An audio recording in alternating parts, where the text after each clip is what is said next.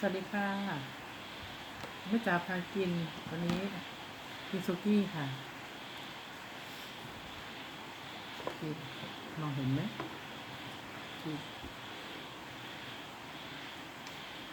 ซุกี้หมูมันเลื่อนได้เอง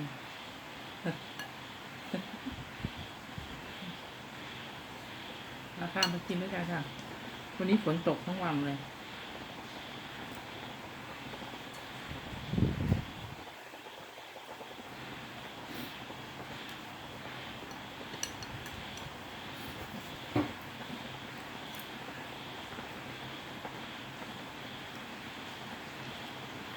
ไปทำงานก็เปียกฝนกลับมาบ้านก็เปียกฝน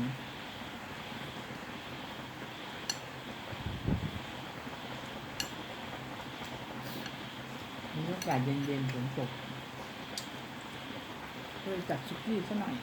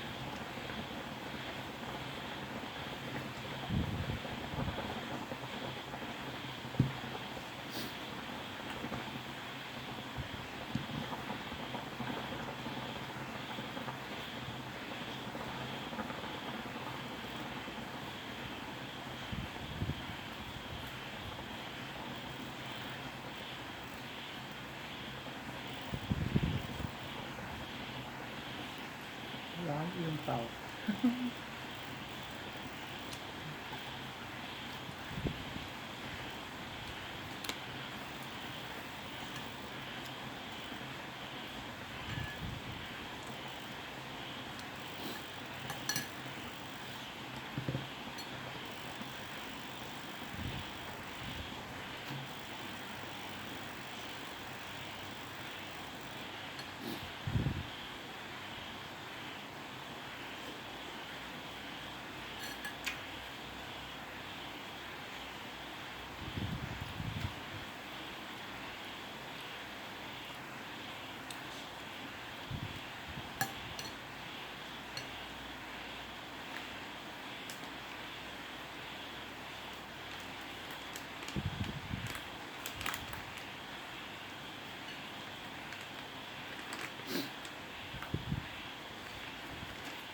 เป็นมาก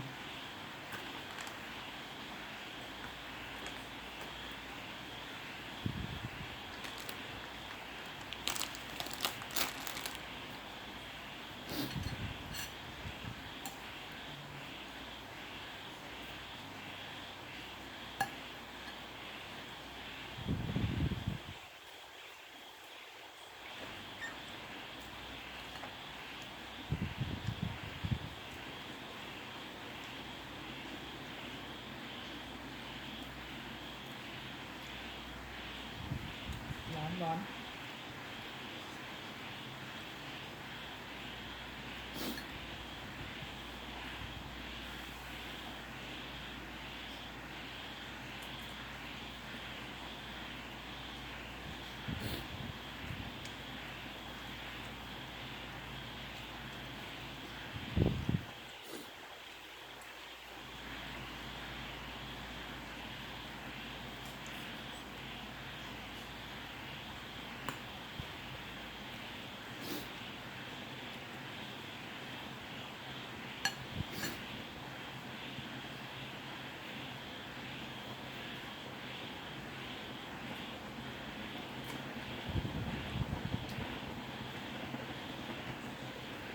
ตกได้ตกดีฝนก็ได้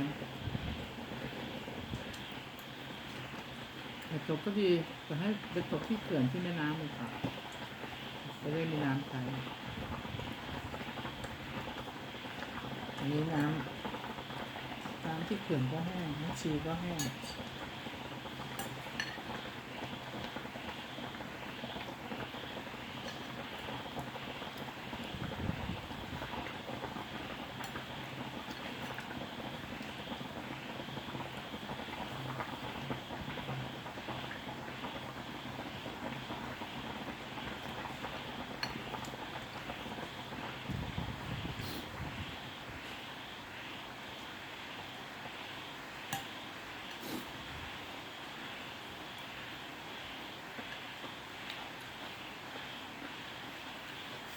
ไปมันเผ็ดร้อนน้ำมูกก็มา